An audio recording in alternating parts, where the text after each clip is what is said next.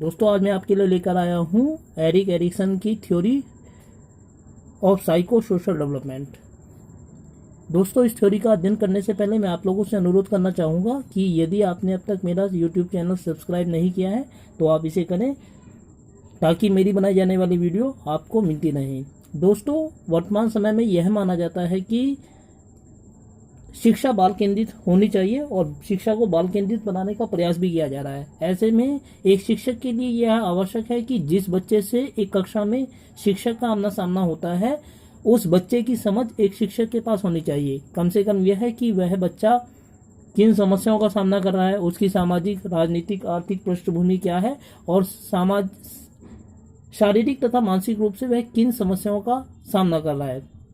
दोस्तों इस बात को अनेक लोगों ने समझने का प्रयास किया है और इसी ने बाल मनोविज्ञान के अंतर्गत या चाइल्ड पेडागोजी के अंतर्गत उन सिद्धांतकारों के सिद्धांतों को चुन चुन कर रखा गया है जिन्होंने चाइल्ड साइकोलॉजी को या बच्चों के विकास को समझने का प्रयास किया है। दोस्तों ऐसा ही एक प्रयास एरिक एरिक्सन ने किया है। एरिक एरिक्सन ने संपूर्ण मानव जीवन को 8 चरणों में बांटकर उसका अध्ययन करने की कोशिश की है। दोस्तों इस वीडियो में हम केवल प्रारंभिक 4 अवस्थाओं का अध्ययन करेंगे, बाकी 4 अवस्थाओं का अध्ययन हम अगली वीडियो में करेंगे। दोस्तों एरिक एरिक्सन ने मानव के जीवन को 8 चरणों में बांटकर उसका अध्ययन किया है और इन 8 अवस्थाओं को उसने एज ऑफ मैन कहा है, यानी मनुष्य की 4 आयु। और उन्होंने दिखाया है कि हर चरण में मनुष्य को एक द्वंद्व का सामना करना पड़ता है। यदि मनुष्य का अनुभव सही रहता है तो वो सकारात्मक तरफ होता है, जबकि यदि उसका अनुभव नकारात्मक होता है तो वो नेगेटिविटी की ओर होता है। दोस्तों ये कॉन्फ्लिक्ट जन्म के शुरुआती वर्ष से ही शुरू हो जाता है। तो चलिए दोस्तों हम शुरू करते हैं एरिक एरिक्सन की थ्योरी। एरिक एरिक्सन की थ्योरी में पहला चरण इन्फेंसी का है। दोस्तों इन्फेंसी शिशु अवस्था को कहा जाता है जिसमें बच्चे की उम्र 0 से लेकर 1 वर्ष के बीच होती है और इसमें जो मुख्य द्वंद्व होता है वो बेसिक ट्रस्ट वर्सेस मिसट्रस्ट का होता है।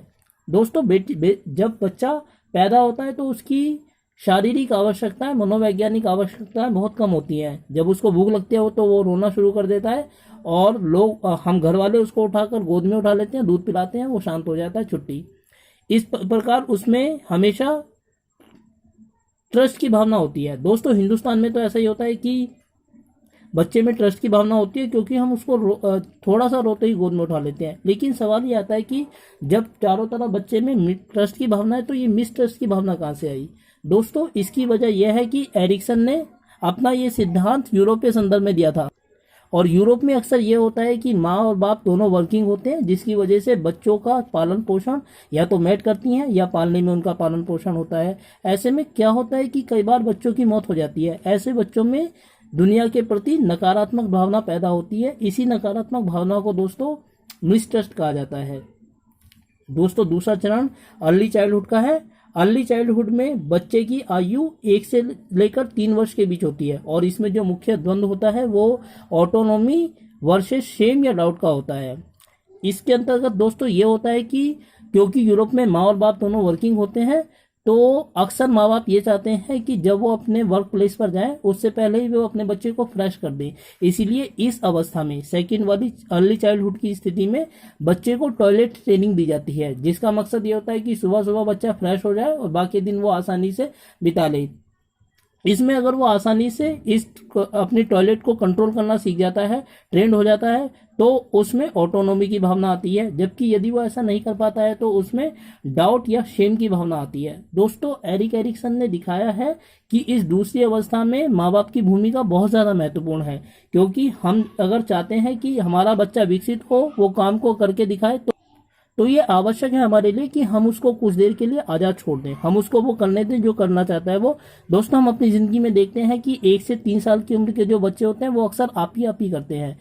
एरिक्सन का मानना यह है कि अगर हम चाहते हैं कि हमारे बच्चों का विकास हो, वो सीखे, तो हमें उनको आप ही करने देना चाहिए। हमें प्रोटेक्टिव बनना चाहिए, ओवर प्रोटेक्टिव नहीं।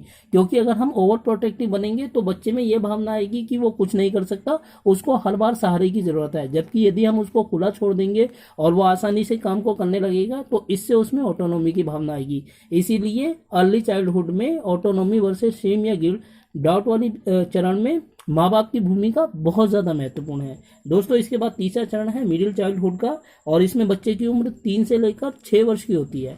इसमें यह होता है दोस्तों अक्सर कि बच्चा काम को करके दिखाना चाहता है। वो सोचता है कि अपने छोटे भाई बहनों की, माँ बाप की वो मदद करे, और यदि वो जो कदम उठाना चाहता है, मदद करना चाहता है, वो सही हो जाए तो हो जाता है, तो इससे उसमें इनिशिएटिव की भावना पैदा होती है। जबकि यदि वो काम जो करना चाहता है, जो कदम उसने उठाया है, वो असफल हो जाता है, तो इससे उसमें गिल्ट की भावना पैदा होती है। दोस्तों मैं आपको इस संबंध में एक उदाहरण देना चाहूँगा कि मान लीजिए एक पेरेंट्स हैं जिनका एक छोटा सा बच्चा है 3 से लेकर 6 उम्र के बीच का।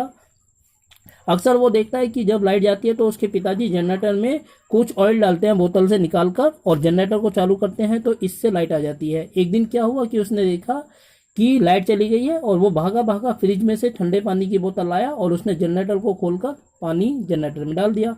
इससे क्या हुआ दोस्तों, इससे उसके पिताजी ने देखा और उसको दो चांटे लगा डाले। इससे उसमें जो भावना पैदा हुई दोस्तों, वो गिल्ट की भावना होगी, क्योंकि उसने कदम तो उठाया था मदद करने के लिए, परंतु वो कदम गलत था, इसीलिए उसको चाटा पड़ा, और इस चाटे की वजह से उसमें गिल्ट की भावना पैदा होगी। जबकि यदि वो पानी की बोतल की जगह डीजल की बोतल लाता और उसको जनरेटर में डालता तो उसको शाबाशी दी जाती, इससे उसमें इनिशिएटिव की भावना पैदा होती। इसी प्रकार एक और उदाहरण है दोस्तों, अक्सर ये होता है कि माँ बाप इस उम्र में बच्चे देखते हैं कि हो सकता है कि माँ बाप खाना तैयार जब कर रहे हैं तो गैस पर रखकर भूल गए हैं, और वो खुद खाना चेक करने की कोशिश करते हैं कि पक गया है या नहीं पका है। अक्सर ये होता है कि इस आपाधापी में बच्चे अपना हाथ जला बैठते हैं। अगर वो अपना हाथ जला बैठते हैं तो इससे उनमें गिल्ट की भावना पैदा होती है, और अगर वो सही तरीके से ये देख लेते हैं कि खाना अभी बना नहीं है, मम्मी को जाकर बता देते हैं कि खाना बन गया या नहीं बना है, अगर उसको सफलतापूर्वक कर लेते हैं तो इससे उनमें इनिशिएटिव की भावना आती है। इसके बाद दोस्तों चौथा चरण आता है लेट चाइल्डहुड का, और इसमें बच्चे की उम्र 6 से लेकर 12 वर्ष के बीच होती है। दोस्तों इस अवस्था का जो द्वंद्व है वो इंडस्ट्री वर्सेस इंफीरियोरिटी का है।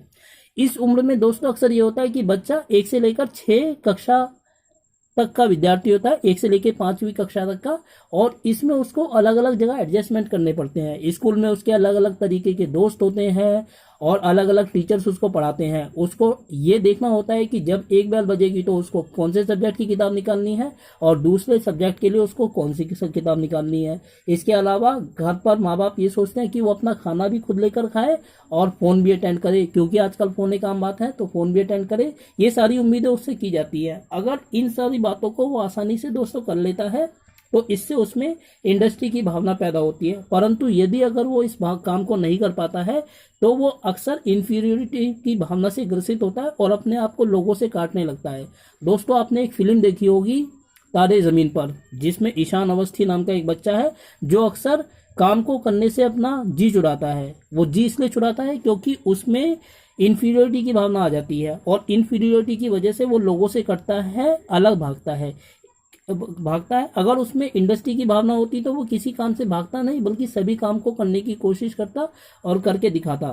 तो दोस्तों ये था एरिक एरिक्सन की थ्योरी का पार्ट फर्स्ट। दोस्तों अगर आपको मेरी वीडियो अच्छी लगी तो लाइक कीजिए, सब्सक्राइब कीजिए और शेयर कीजिए। धन्यवाद।